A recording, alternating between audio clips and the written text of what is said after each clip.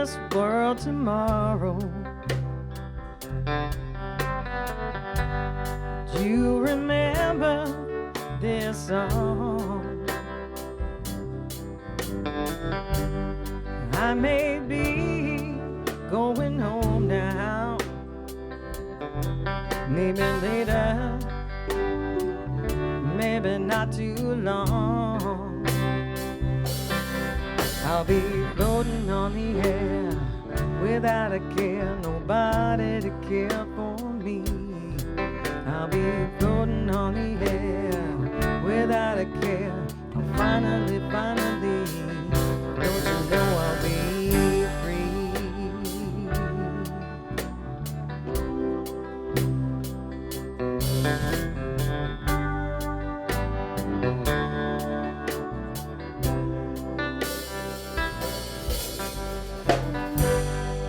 Take this notion, take it with you.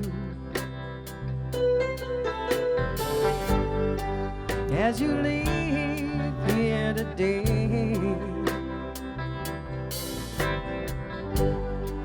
never know how much time you have, so live like it's your last day. I'll be floating on the air without a care, nobody to care for me. I'll be floating on the air without a care. Finally, don't you know I'll be free?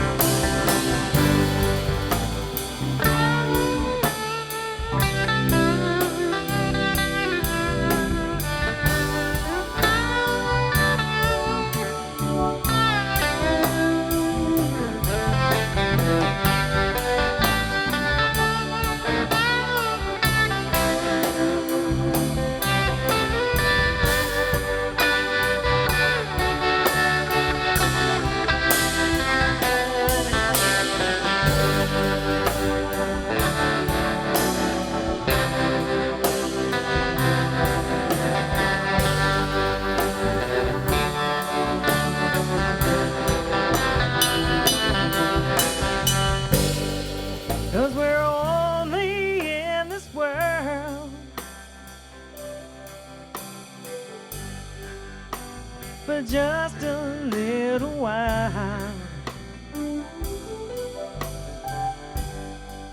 Got to make it while you can, 'cause after all, you're just a child.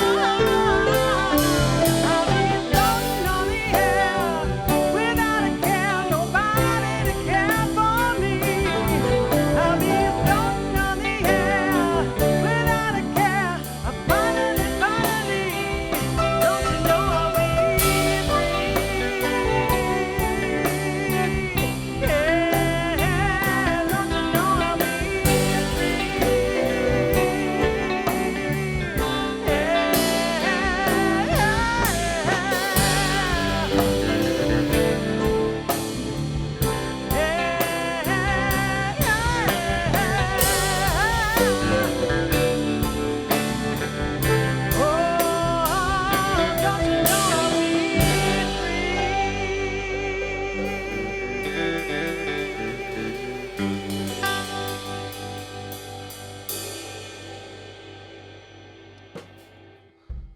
Okay. All right. All right. Y'all ready? All right. I've been beaten. I've been abused.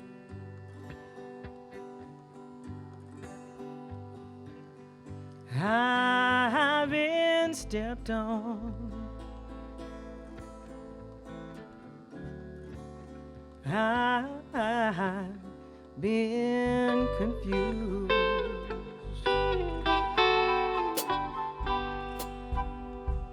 All these days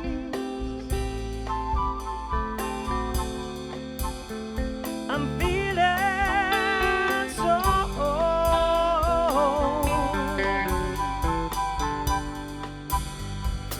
I'm gonna stand in the shower till the water runs cold.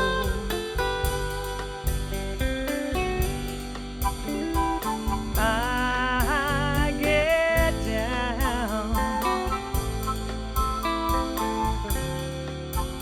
just to get back up again.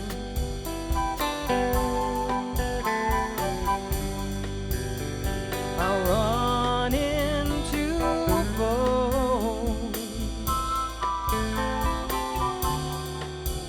then I see a good friend.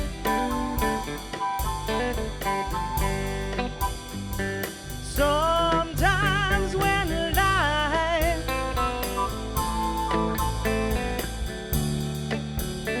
comes at me so bold,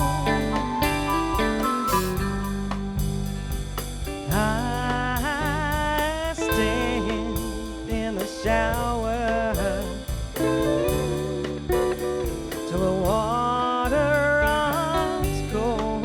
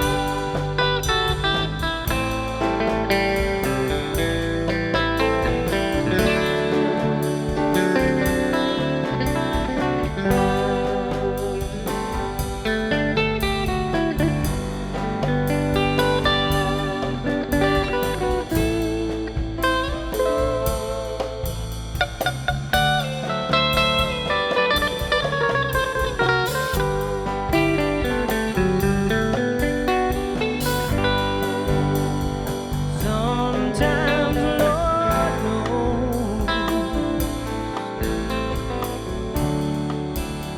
it's so hard to think.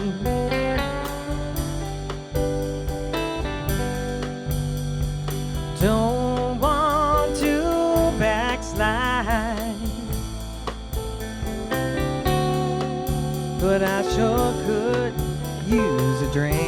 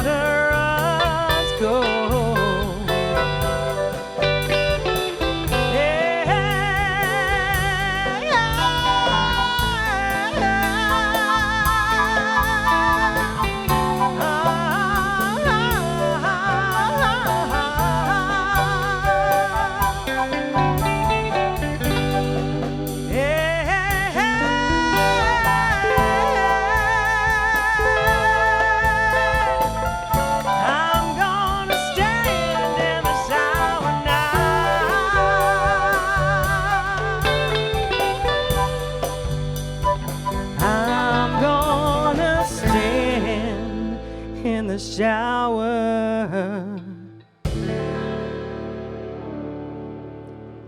till the water runs cold.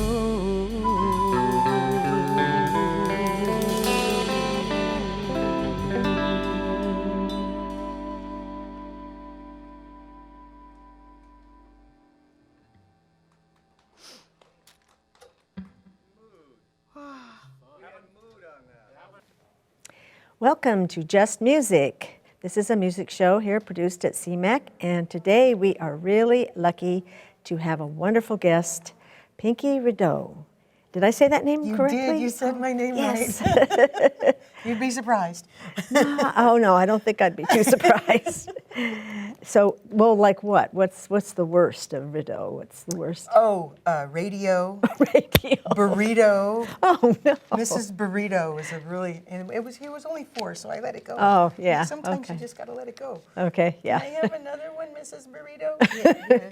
Yeah. Well, that's And what about Pinkie? How did you get the name Pinkie? I am the last of 5 kids. So when I was 2, my dad said, "You're my Pinkie." Oh, and how it cute. stuck. So, when you're 2, it's cute. Yeah. When you're in your 50s, people think it's referring to something else. No. So, I'm just the last of 5. and you stuck with Pinkie all those years, huh? Good for you. I kind of got stuck with it. Yeah. I didn't really have a choice. And you're from the South, right? No, Oh, well, no. actually, I'm from San Francisco. Oh, My okay. parents are both from the South. So I've got Southern roots. Okay. They had the accents. I was born in California, so I've got the California accent. That happens in the South a lot. They give kids nicknames, and the rest of their life, that's what you got. Stuck. But it Yeah. seems like it's worked out well for you with your music career. It seems like a singer's name. Oh, well, thank you. I love it, Pinkie Rideau. It's got a real nice little. It kind of rolls, doesn't Yeah, it? yeah, it does. I actually had I don't know if I still do today, but I had a fan club in France because I was an American blues singer Right. with a French last name, because in French, rideau means curtain.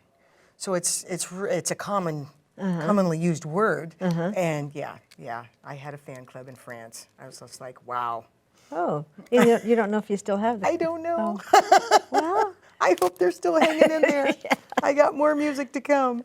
you should go to France sometime and find out. I should. It's funny. I had a dream that I landed in France, and it was like the Beatles landing in America. And I was just like, Oh, yeah. I woke up from that going, oh, man. I don't think so.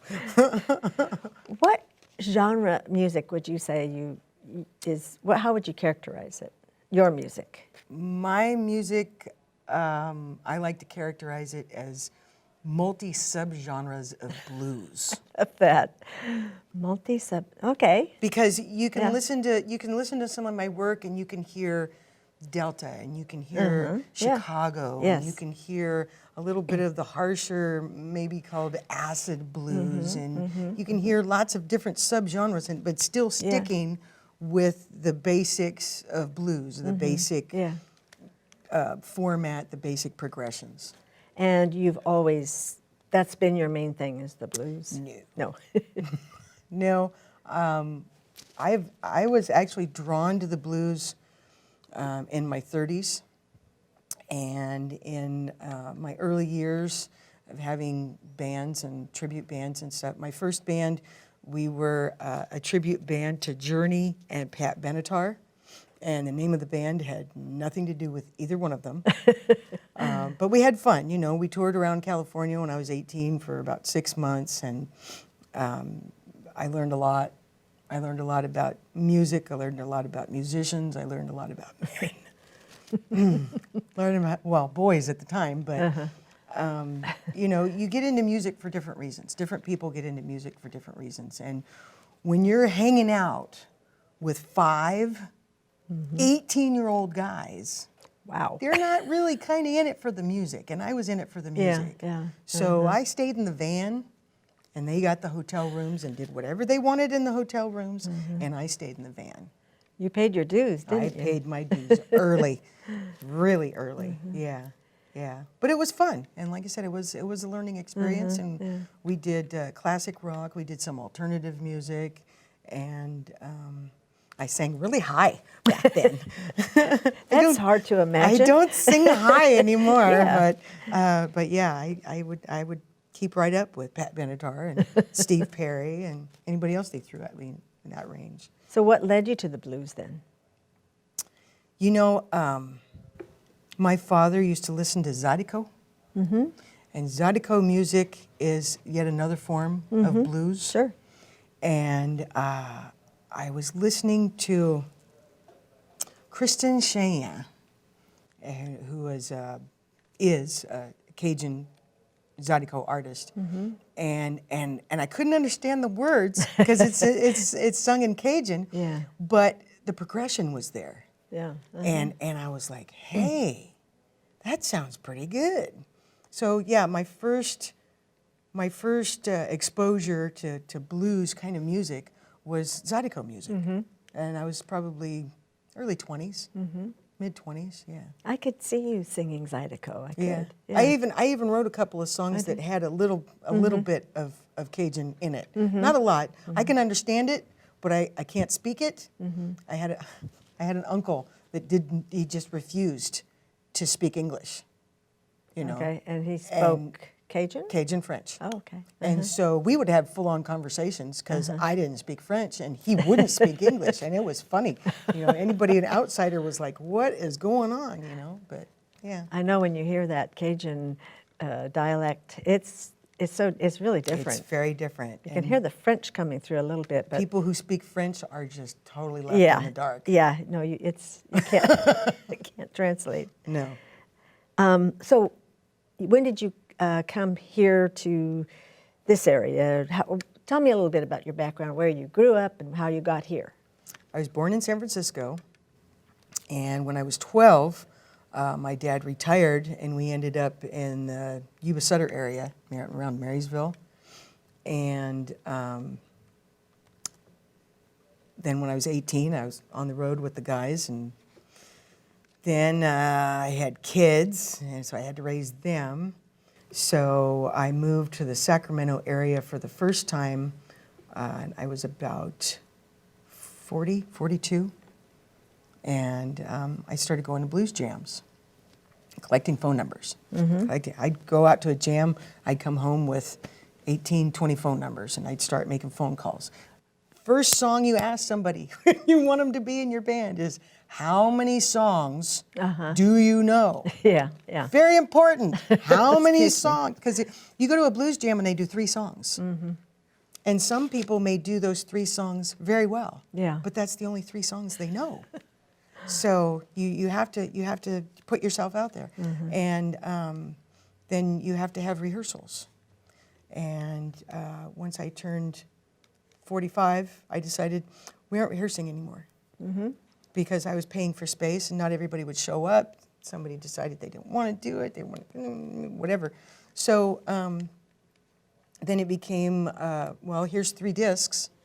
You go home and practice, and you join the band in 2 weeks. And little by little, you know, getting my legs and getting my strength and knowing what I can and can't say, which musicians, half the stuff you tell them anyway, they forget.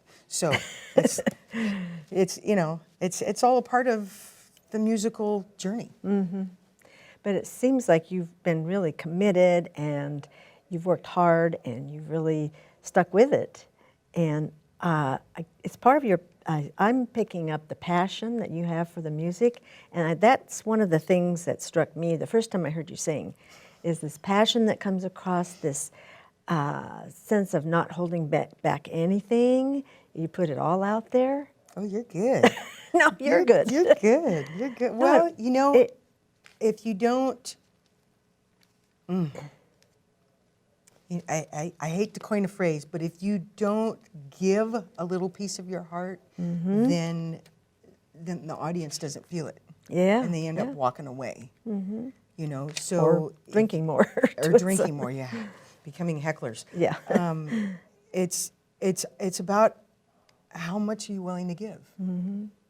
You know, and when you're writing your own stuff, you're really putting your own self out there and bearing your soul. Yeah. And I've been really lucky. I've had a wonderful fan base and a wonderful musical family unit and great support, and they're all just, go Pinkie, go Pinkie, we're here, go Pinkie. So is that what sustains you mostly? Oh, absolutely. My friends, Yeah, yeah. my friends. That's My great. friends. That's great. I think there's one up there. So speaking of writing music, you've written quite a few songs that we've heard here and today. And where do you get your ideas for writing songs? I know that's a big question. Sorry. Well, a lot of my inspiration comes from relationships, friends, life in general. You know, people mostly write about what they've lived. Yeah. And that's why a lot of songwriters come across so strong, because they've lived it. And that's therein lies the passion. Yeah, yeah. Charlie Parker said, if it's not in your life, it won't come out your horn. Exactly. That's one of my favorite quotes. Exactly. Yeah. Same with a vocalist. Yeah. Yeah. So you've written some things about with other people's voices coming through also, haven't you? Yes, I have. I've got new ventures coming up. You're talking about albums. I just released my 10th album in April. Wow. Yeah. And Albums, not CDs and CDs. CDs. Yeah. But did you put out some albums also then? No, they're very expensive. Vinyl is very expensive to reproduce, and CDs are not nearly as expensive. So CDs and download cards, and music that's downloadable on, name something, CD Baby, iTunes, Amazon. I'm on Walmart. Just, you know, I'm everywhere. I have an excellent distribution team at CD great. Baby. Wow, that's Yes, great. they're awesome. They are awesome. Now, some of the songs you wrote, one of the CDs that I've had the privilege to listen to is the one with the prison songs on it. So why don't you tell me how that came about, how you got involved with writing those songs? Back in the 90s, I had an idea to correspond with a couple of ladies on death row.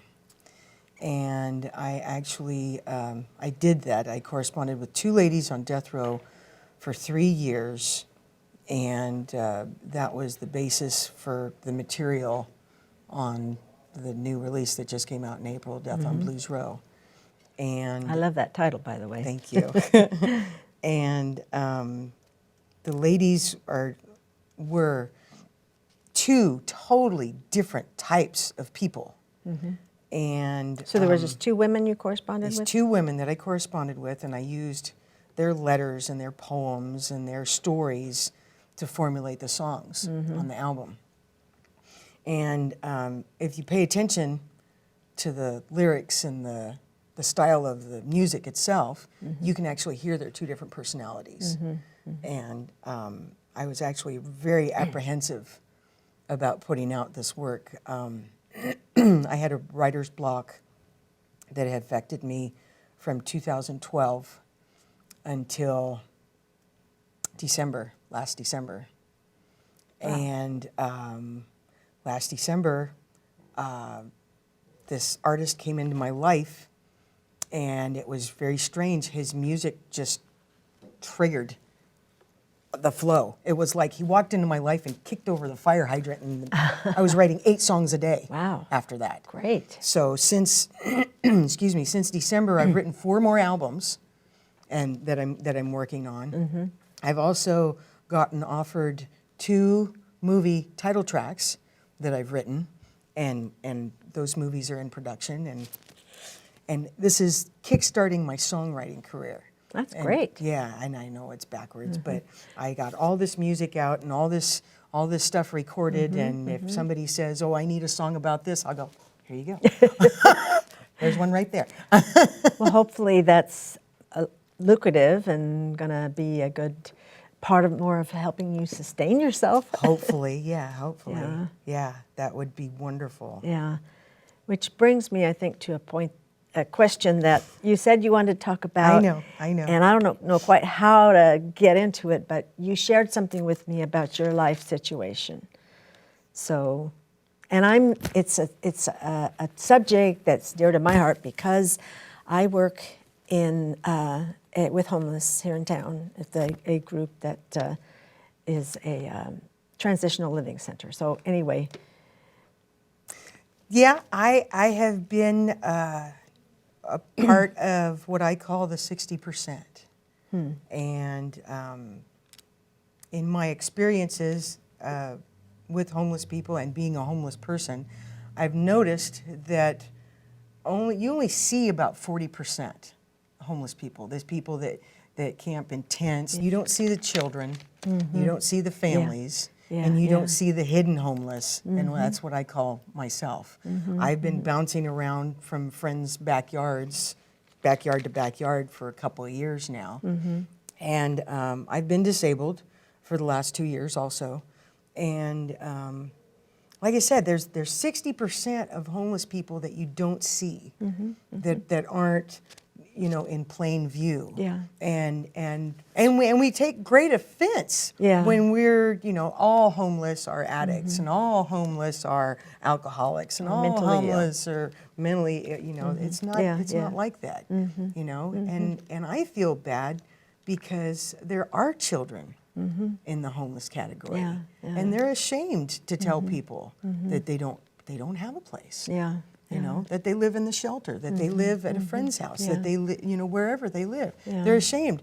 And I think something needs to change. Oh yeah, definitely.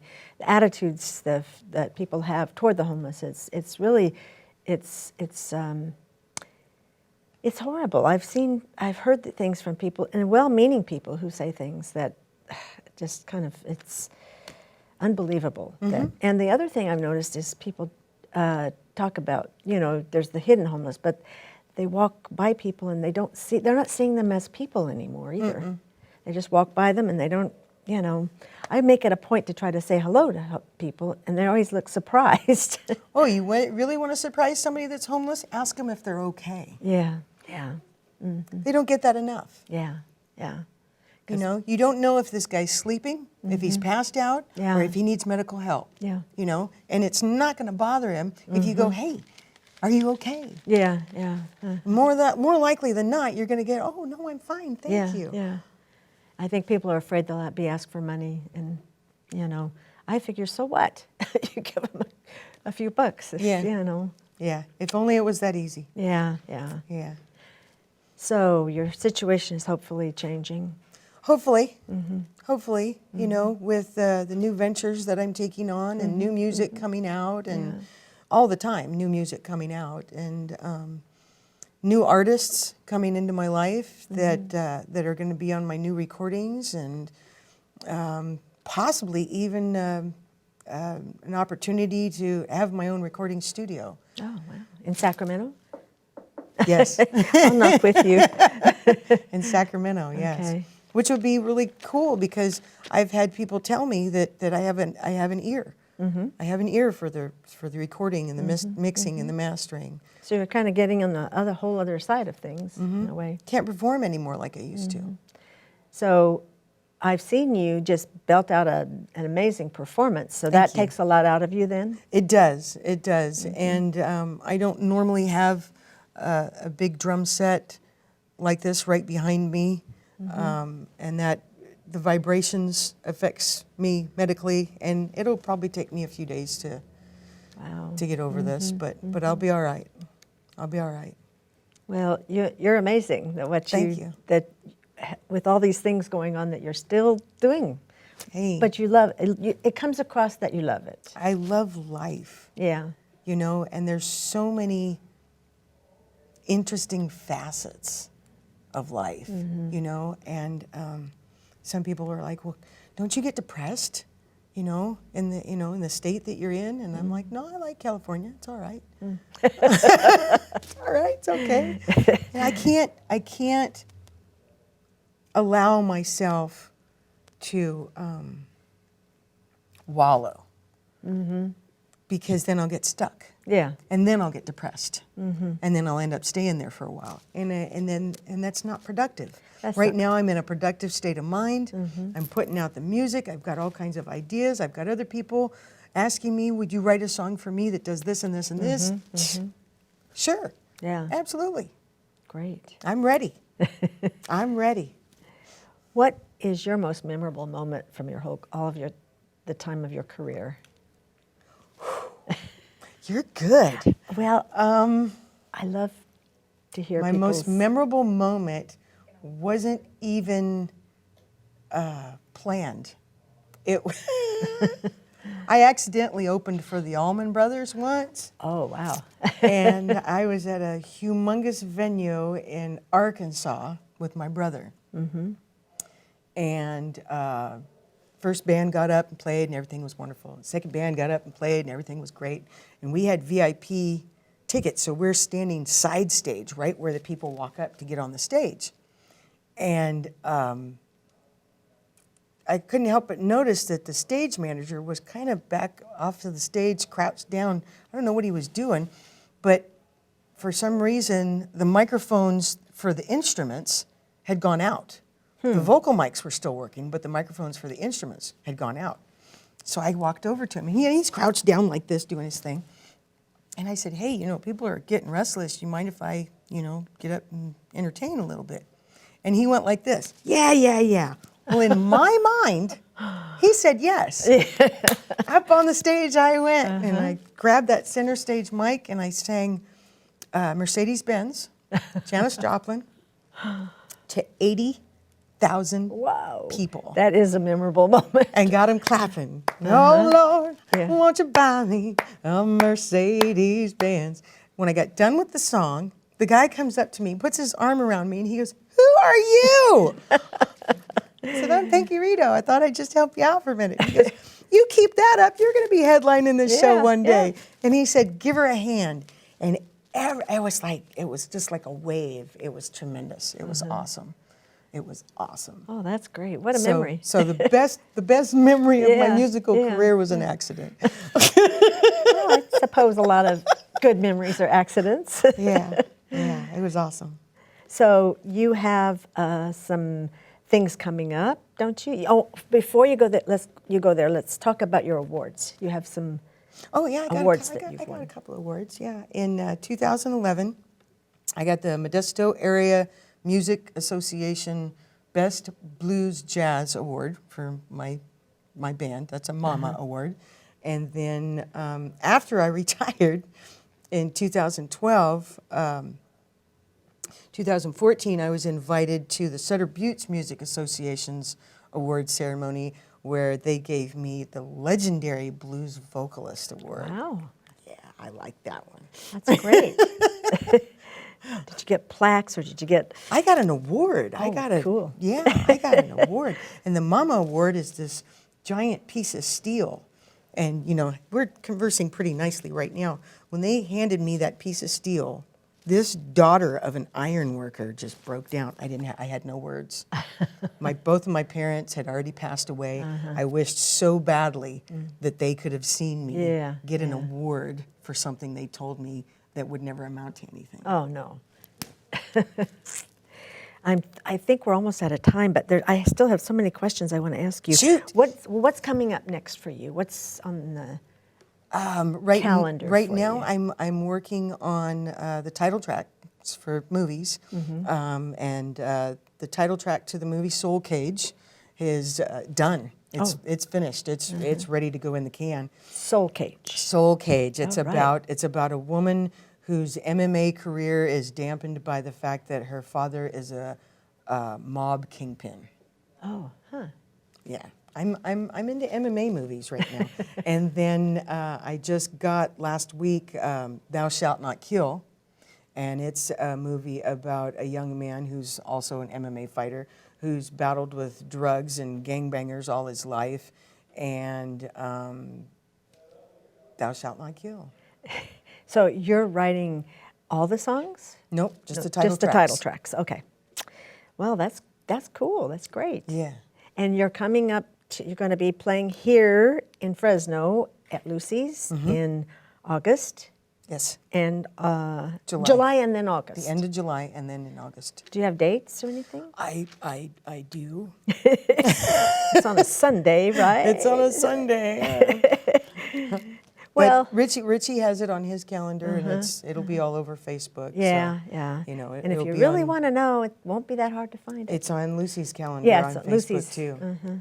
So yeah. Well, Pinkie, thank you so much. Thank you for coming and talking and for playing your wonderful music. I'm a fan. I'm a fan. Aw, I'll thank start a you. new fan club for you right here, okay? But they don't have to be French. No. They can be if they would. We won't kick those people out. Right. Thank you very much. Thank you. Thank you. Hug. Oh, hug. I don't. Thank you. This has been Just Music with Dixie Salazar is your host, and Pinkie Rideau as our special guest today.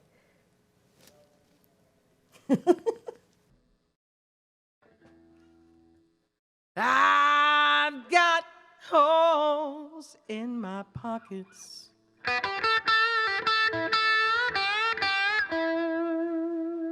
and holes in my shoes.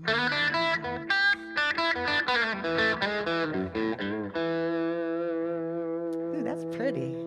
I've got holes in my pockets,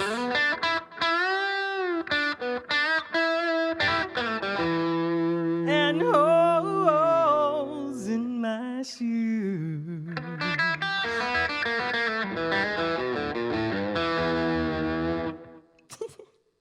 But I've still got heart